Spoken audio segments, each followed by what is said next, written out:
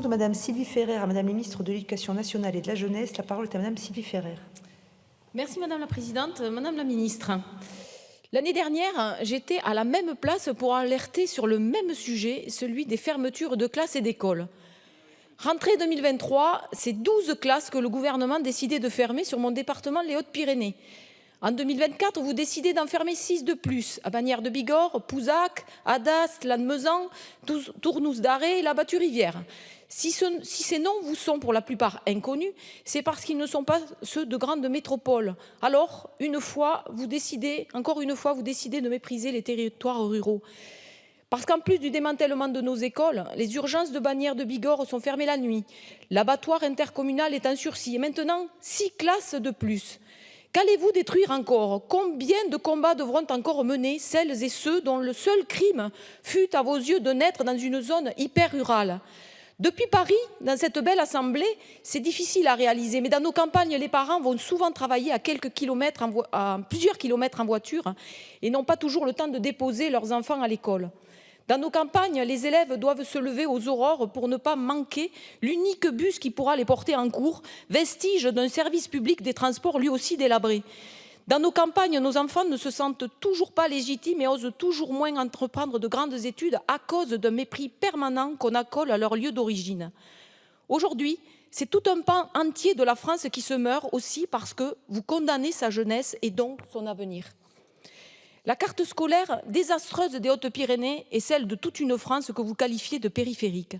Quand je parle pour mon département, je parle également pour 50 autres départements des territoires abandonnés car méprisés. Alors, de grâce, laissez ces enfants, ces parents et ces professeurs tranquilles. Je vous l'assure, ils n'ont pas besoin qu'on aggrave des difficultés qu'on ne rencontre que dans les milieux ruraux. Alors, votre réponse, je la subodore déjà. Vous allez nous expliquer qu'il y a moins d'élèves cette année, mais, Madame la Ministre, les élèves ne sont pas des moutons que l'on compte. Et prenez garde, on risque d'en devenir un soi-même à trop répéter l'exercice. Madame la Ministre, le gouvernement a promis un choc des savoirs et un avenir radieux pour nos écoles. Et pourtant, un an après ma précédente intervention, vous vous apprêtez à recycler les mêmes éléments de langage, les mêmes réponses politiques face à une situation catastrophique.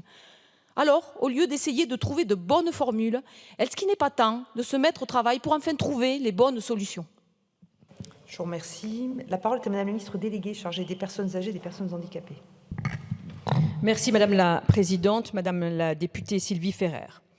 Contrairement, Madame la députée, à ce que vous dites, l'État n'abandonne pas les territoires ruraux et de montagne. Pas plus dans le domaine de l'école que pour toutes les autres politiques publiques d'ailleurs.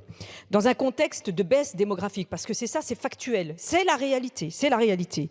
Les Hautes-Pyrénées ont accueilli 1548 élèves de moins, ce qui correspond à moins 9,4% des effectifs dans les écoles publiques du premier degré entre les rentrées 2017 et 2023. Grâce à la priorité qui a été donnée par le président de la République à l'école rurale et de montagne, le département, durant cette période, n'a connu que 23 retraits d'emplois ou fermetures de classes, avec une attention toute particulière accordée aux écoles de montagne les plus reculées ou isolés, contrairement à ce que vous avancez, Madame la députée.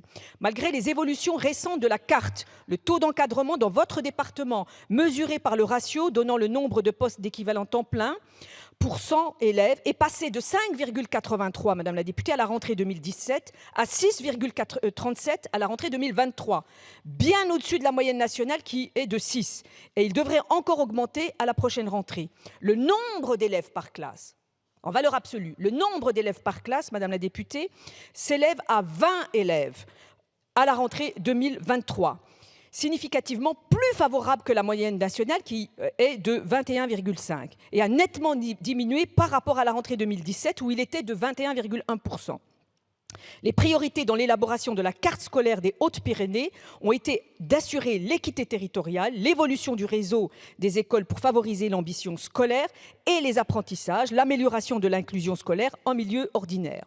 Toutes ces mesures permettront de renforcer le pilotage pédagogique, d'améliorer les relations école-famille, de mieux accompagner les élèves à besoins éducatifs particuliers et bien sûr les échanges avec les élus locaux.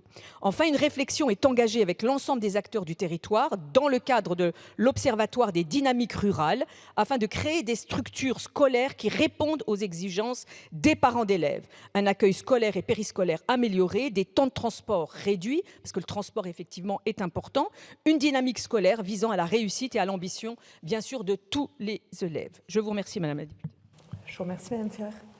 Alors, à la rentrée 2023, la balance ouverture-fermeture des classes fait apparaître 2250 classes supprimées sur le territoire français. Et on peut, aux chiffres qu'on peut voir actuellement, se dire que la nouvelle carte scolaire pour la rentrée 2024, on aura des suppressions de classes à peu près équivalentes. En fait, vous servez de la très légère baisse démographique pour déshabiller Paul et habiller Pierre. En fait, on se retrouve avec des suppressions de classes pour récupérer des postes pour ouvrir des classes ailleurs. Donc, c'est inadmissible. En fait, on doit créer des postes et laisser les classes en milieu rural ouvertes. Ce que vous ne saisissez pas, c'est que pour les enfants, c'est une chance. Quand les classes sont à 17, 18, c'est une chance pour les enfants d'être sur un effectif réduit. Voilà, c'est pas un inconvénient. Merci, Madame Ferrer. Question de Monsieur Hubert Brigand, Madame la Ministre de l'Éducation nationale et de la Jeunesse,